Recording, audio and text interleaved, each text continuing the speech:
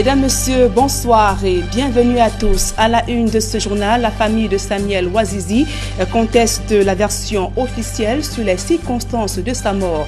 Choquée, consternée, sa famille dément n'avoir jamais été informée du décès de Samuel Ouazizi, comme l'indique le communiqué du ministère de la Défense. À suivre dans ce journal, les clarifications d'Equinox Télévision et la réaction de l'ambassadeur de France au Cameroun. Voilà pour le sommaire.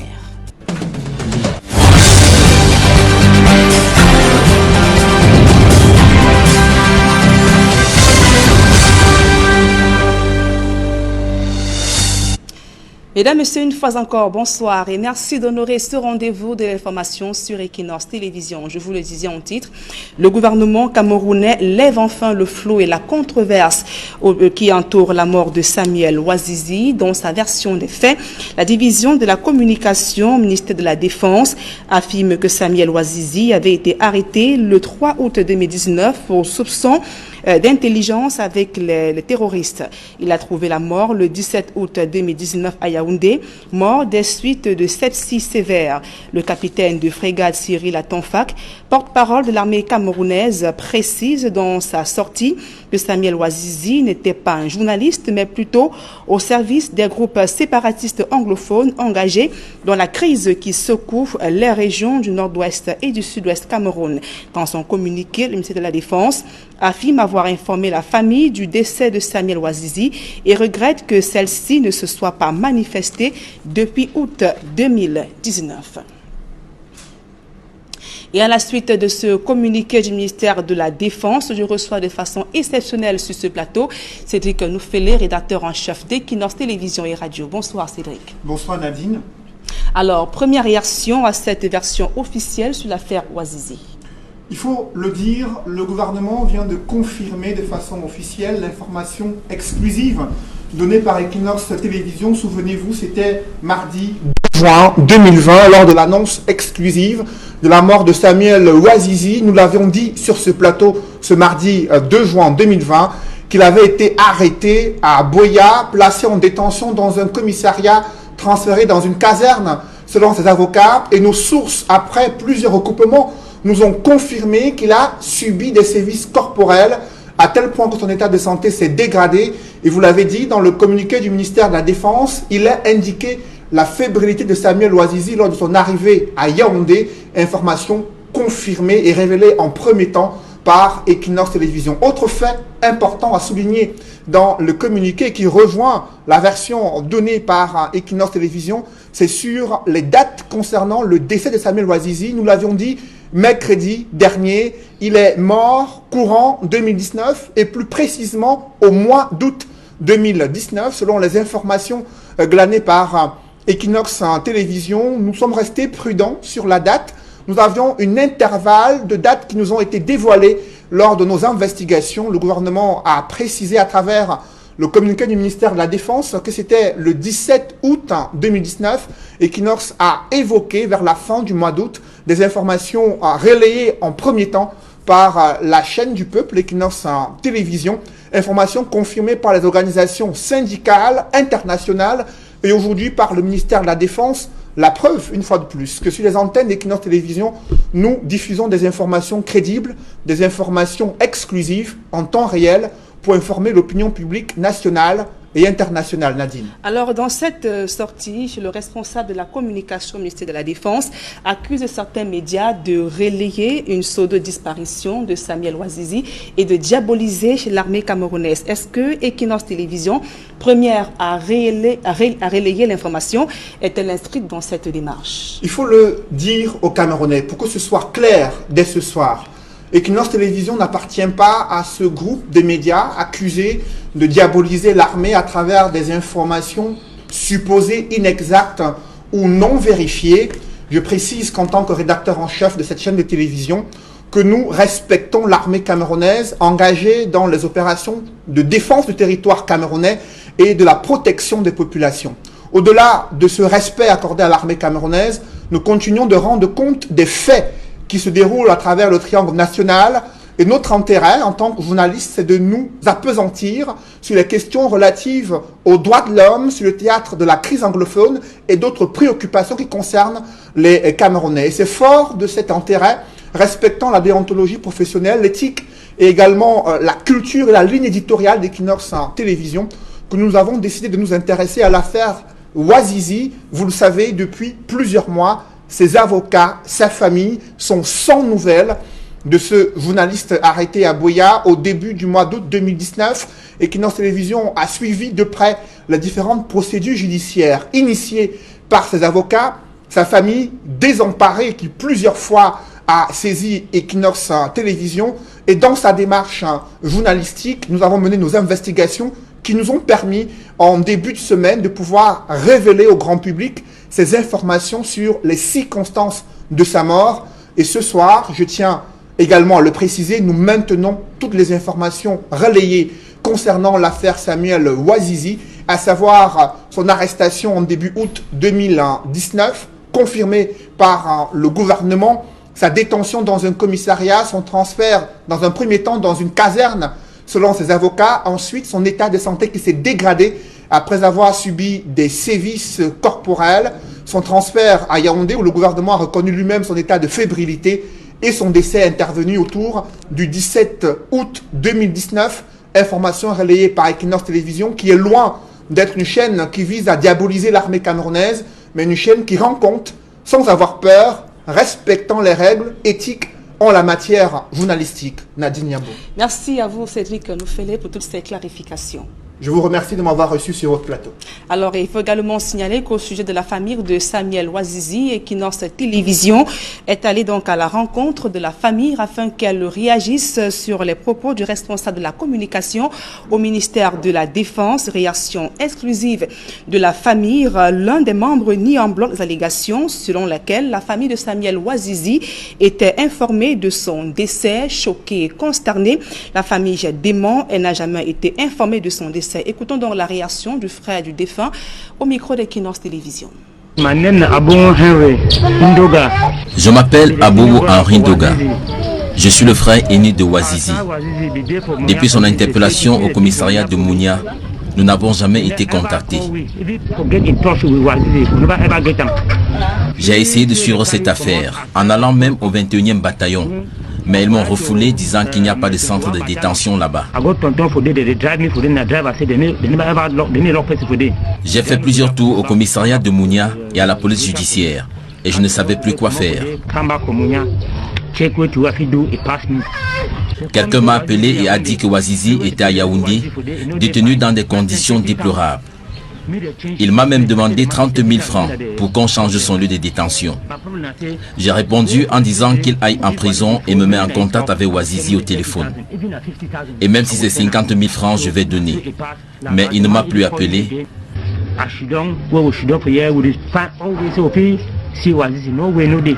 On n'a eu aucune information de lui jusqu'à ce qu'on apprenne qu'il est décédé.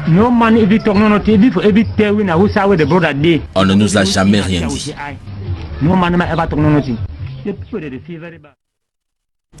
Autre réaction, celle du syndicat national des journalistes du Cameroun qui dénonce un tissu de mensonges et une ultime provocation après la sortie du ministère de la Défense. Pour le SNJC, les journalistes sont appelés à prendre leurs responsabilités. La mort de Samuel Ouazizi, faut-il le préciser, était également évoquée au sommet de l'État ce jour. L'ambassadeur de France au Cameroun a été reçu en audience ce jour au palais de l'Unité à Yaoundé. Il a donc évoqué le cas Samuel Ouazizi. Christophe Guilou exige la vérité sur son décès ainsi que l'ouverture d'une enquête. En plus de la situation sécuritaire, les droits de l'homme dans le nord-ouest et le sud-ouest, les deux hommes ont également évoqué la pandémie du coronavirus qui secoue le Cameroun ainsi que le monde entier. Et parlant justement de la pandémie du coronavirus, où en est Monseigneur Samuel Cléda avec sa solution contre le coronavirus. L'archevêque métropolitain de Douala vient de lever le voile sur le nom de son protocole. Cette solution est une combinaison de produits dont le principal est connu sous le nom de Elixir Covid. Il a déjà donc permis de soulager 3000 personnes à travers le pays. Il s'agit de 2 combinaisons à base des plantes médicinales. Monseigneur Samuel Cléda était ce jour face à la presse à Douala. D'autres précisions dans ce reportage de Farel Bounia, Donald Brice, Kamgan. Elixir Covid pour le grand flacon, Atsa Covid pour le petit. Ce sont les 2 composantes de la solution de Samuel Cléda contre le coronavirus. La première composition a pour élément central le Trichilia emetica, un arbre de la savane très utilisé en pharmacopée traditionnelle et présent dans les régions de l'extrême nord et de l'Adamawa. La deuxième solution est construite autour d'une variété de l'aloe vera. Ces 2 produits qui se prennent au même moment pour une personne, n'est-ce pas, atteinte du coronavirus. Voilà, ces 2 produits-là. Mais je tiens à vous dire que ces produits, s'il faut parler ainsi, ce sont mes inventions et ils sont déjà, ces 2 produits sont donc inscrits à l'OIP. Les sollicitations des populations sont nombreuses, chacun souhaite obtenir le produit. À ce jour, l'archevêque de Douala dit avoir guéri au moins 3000 patients, soit depuis le début de l'administration du protocole en mars dernier. Les personnes ayant suivi le traitement et qui sont guéries à l'heure où nous sommes sont au moins 3000. Il y a un mois que le gouvernement a prélevé des échantillons pour des études en laboratoire afin de saisir les contours du protocole mis sur pied par le prélat. En ce qui regarde le ministère de la Santé, nous sommes en relation. Le ministère suit tout ce que nous faisons. Nous leur avons présenté les échantillons et nous attendons leur réaction. À Douala, 4 hôpitaux catholiques procurent gratuitement la solution aux malades, effectivement testée comme telle. Elle est également disponible dans les diocèses de Yaoundé, Garoua, Bertoua, Boya, Bafoussam et Bamenda. Interrogé sur les moyens financiers nécessaires à la production à grande échelle, l'archevêque de Douala se dit peu inquiet pour le moment. Et toujours dans ce chapitre santé, le centre spécialisé de prise en charge des malades de coronavirus, à l'ancien Orca Yaoundé, est désormais opérationnel après plusieurs semaines d'attente. Il a été inauguré par le gouverneur de la région du Centre, le président du comité régional de riposte contre cette pandémie. Et le fonctionnement de ce centre va donc décongestionner les hôpitaux et permettre une meilleure prise en charge des cas par ces temps où le coronavirus ne cesse de flamber dans notre pays et particulièrement dans la région du Centre qui est la plus touchée depuis la survenue de cette pandémie. Écoutons donc à présent cette réaction du Paul Nasseri Beya, gouverneur de la région du Centre. Il évoque la disponibilité des médecins du travail en synergie avec l'hôpital central de Yaoundé et la gratuité des soins. Je pense que quand on arrive ici, on sera déjà guéri même avant même d'être touché par les médecins. Les recommandations, c'est que c'est un centre spécialisé de l'hôpital central. Et les objectifs de ce centre, c'est de recevoir, d'accueillir les malades de Covid-19 et les donner le sourire. Pour ce faire, il dépendra de l'hôpital central. Et il doit donc collaborer, donner toutes les informations et travailler en étroite collaboration avec le directeur de l'hôpital central. Deuxième chose, c'est que quand les malades arrivent ici, parce qu'il n'a pas le temps de repos, il doit déjà commencer le travail pour permettre à ce que les malades ne cherchent plus là où aller. Ces centres deviennent donc fonctionnels et opérationnels pour combattre et pour lutter efficacement contre Covid. Et enfin, ils doivent être disponibles. Ils doivent être disponibles à tout temps et à toute heure. Parce que nous avons constaté que parfois on cherche le médecin, on ne les trouve pas. Ça ne sera pas toléré. Et les personnels doivent savoir que le chef de l'État a dit que la prise en charge est gratuite. De ce fait, il n'y a pas l'argent à verser pour qui que ce soit. Et toujours sur le terrain de la lutte contre le coronavirus, le gouvernement opte pour la sensibilisation et met pour l'instant en veilleuse le volet répression du non-port du masque facial. Le secrétaire général de la région du centre était ce jour dans les 7 arrondissements du Foundi pour exhorter les populations réticentes au respect scrupuleux des mesures barrières. Occasion pour l'autorité administrative de répercuter l'instruction du gouverneur de la région du centre sur l'interdiction des veillées funèbres ainsi que autres rites mortuaires dans la région du centre. Marcelin Gansop, reportage. Rendu obligatoire le 13 avril dernier, le port du masque facial rencontre de plus en plus de résistance, pris qu'il est dans un tourbillon d'inconscience et de négligence de la part de certains compatriotes. Ce n'est pas une faveur qu'on vous demande. Le préfet vous dit de mettre le masque. C'est un ordre. Ce n'est même pas une faveur. Vous, à votre âge, vous ne devez même pas vous amuser. Vous ne devez même pas laisser vos enfants aller se promener et revenir, se rapprocher de vous. Vous êtes dans la tranche à risque.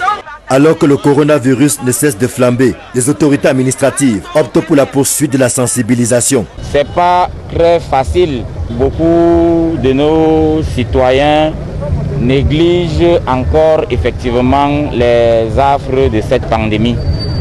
Mais nous avons également décidé de prendre nos responsabilités et de les sensibiliser.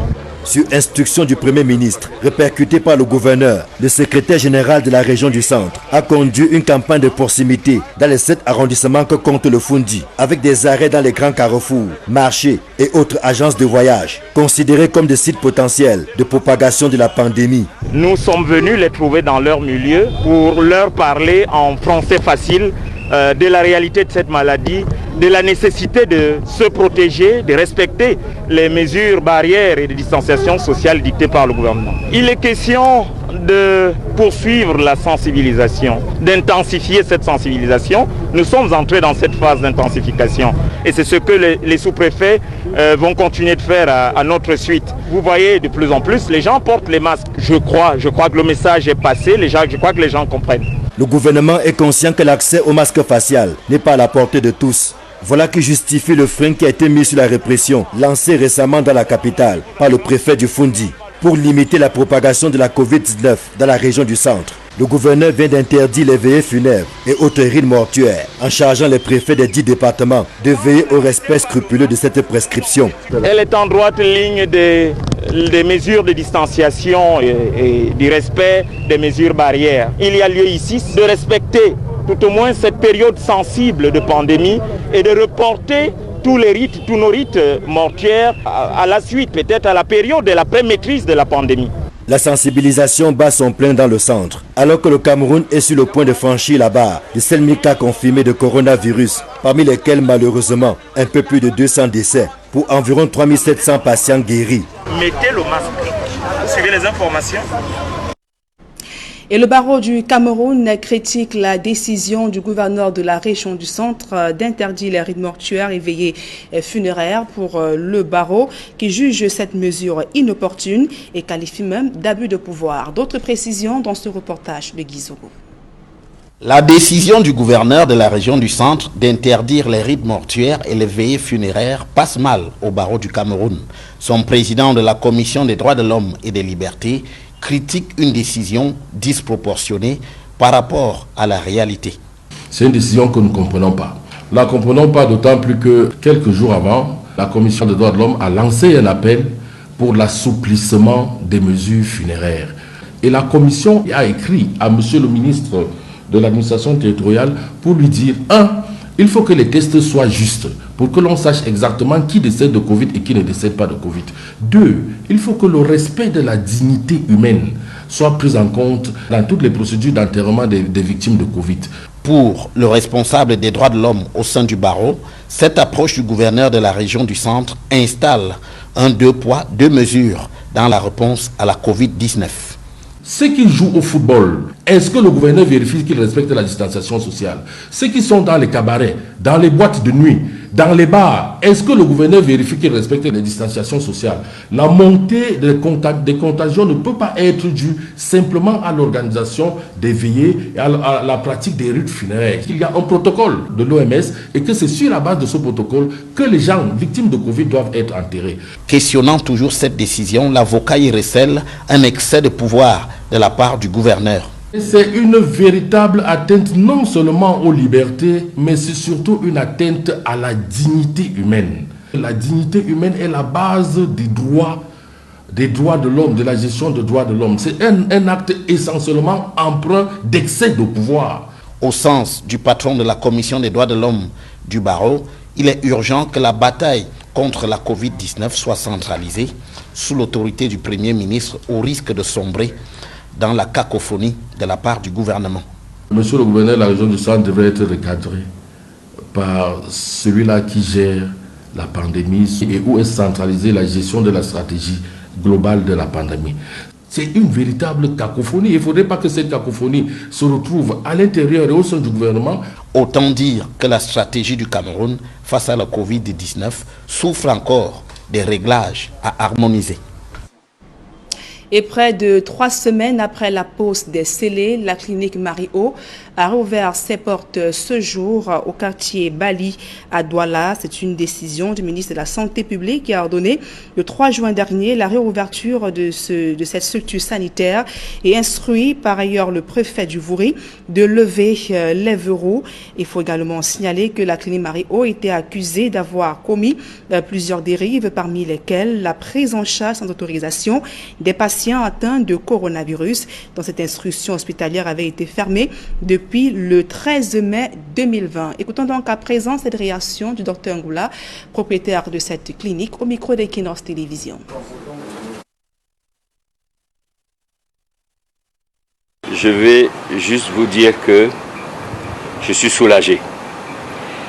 Et je suis même content que ce se soit passé dans le calme et la discrétion, loin du tumulte des premiers jours.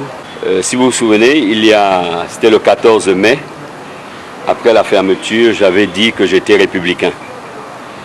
Je voudrais réaffirmer ici que non seulement je suis républicain, mais j'ai une totale confiance aux institutions de la République du Cameroun. Le personnel médical camerounais tout entier, médecins, infirmiers, soutiennent la politique de santé mise en place par le président de la République, Premier ministre et ministre de la Santé. Nous avons des médecins compétents. Nous avons des infirmiers, des infirmières, des soignants compétents et dévoués. Mettons à leur disposition un plateau technique et vous verrez que les médecins camerounais qui ont été formés aussi en Europe, en Côte d'Ivoire, en Russie, partout, donneront aux populations la qualité des soins qu'elles demandent.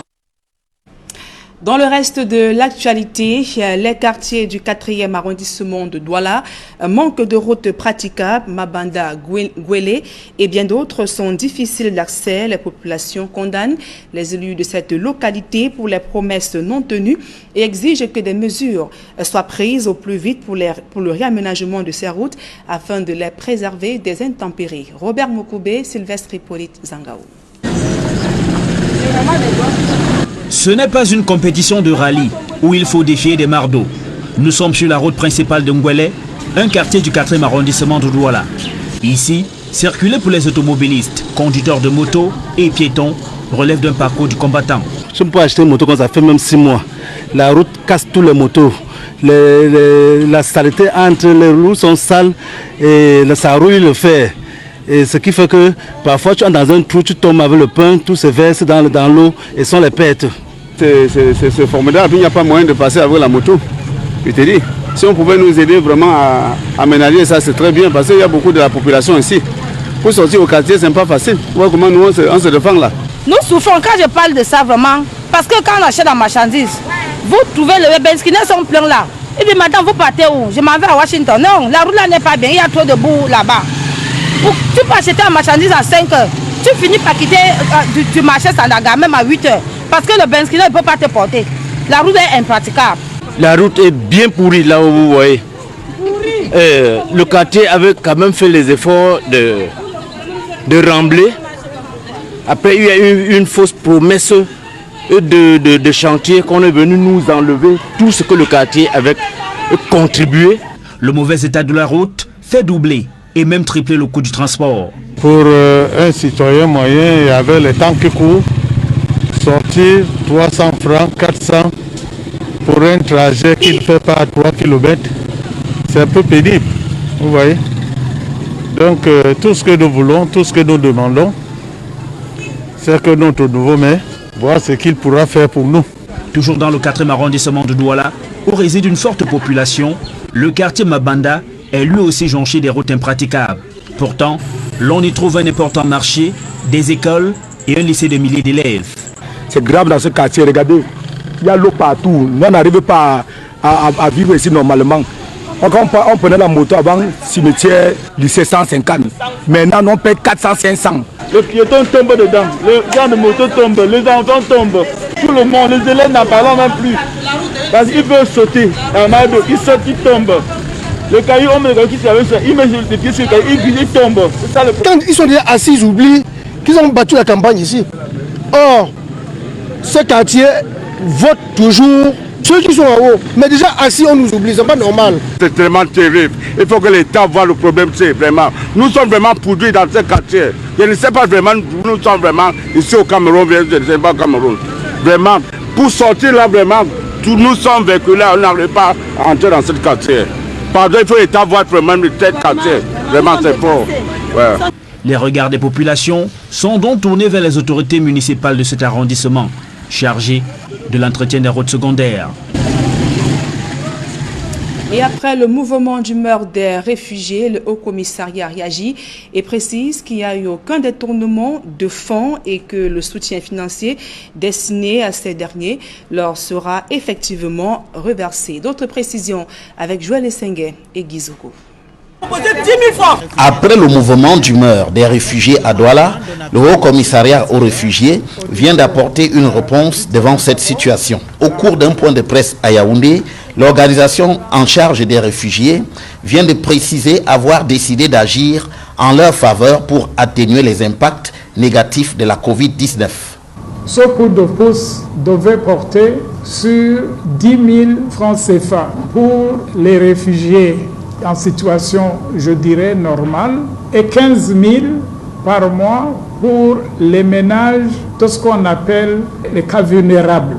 Pour expliquer la raison pourquoi cette opération ne s'est pas faite, le HCR met en avant un certain nombre de difficultés. Certains réfugiés n'utilisent plus les mêmes téléphones parce que le mode de transfert qu'on avait décidé, c'était le transfert par Orange Money. Et finalement, quand on appelle, les gens ne répondent pas. Ou quand ils répondent, celui qui répond ne correspond pas à celui que nous avons enregistré dans notre base de données. En outre, le HCR annonce que les fonds mobilisés seront effectivement distribués aux 11 000 familles de réfugiés urbains, soit 20 000 et 30 000 francs CFA pour 2 mois. Le montant total que nous avions mobilisé correspond à 165 millions de francs CFA. Ce montant est toujours disponible et on va le distribuer. Au demeurant, le HCR explique avoir eu à faire face à de nombreuses difficultés pour boucler le budget sollicité pour contenir la Covid-19. Sur les 23 millions que nous avions demandé, nous avons reçu à la seconde où je vous parle 2 170 000 et c'est exactement 9% des fonds que nous avons demandés. Ce qui ne l'a pas empêché, d'après ses explications, à agir en empruntant sur son budget 2020. Nous avons fait ce qu'on appelle la priorisation. C'est-à-dire que nous avons pris des activités qui ne pouvaient pas être mises en œuvre immédiatement dans les camps et nous avons converti en activités de riposte à la Covid. Tout en regrettant l'option prise par les réfugiés, le HCR dit privilégier la voie du dialogue avec ces derniers. Que les volets... Fin de ce journal, mesdames et messieurs, merci pour votre aimable attention. Dans un instant, le débrief du journal avec Serge Alain Autou et ses invités sur le plateau d'Equinox Soir. Serge Alain. Voilà, Nadine Yambou, vous pouvez l'imaginer, un seul titre pour cette deuxième partie Equinox Soir. Décès de Samuel Ouazizi le 17 août 2019 à 2h13 selon le communiqué du capitaine de frégate Cyril Serge Atonfak, chef de la division de la communication du ministère de la Défense. La famille maintient, elle n'a jamais été informée du décès de Samuel Ouazizi. Voilà, merci Nadine, bon week-end et à vendredi prochain, 20h. Bon week-end à vous, Serge. Merci. Madame, Monsieur, dans un instant, la suite, et qu'il en soit.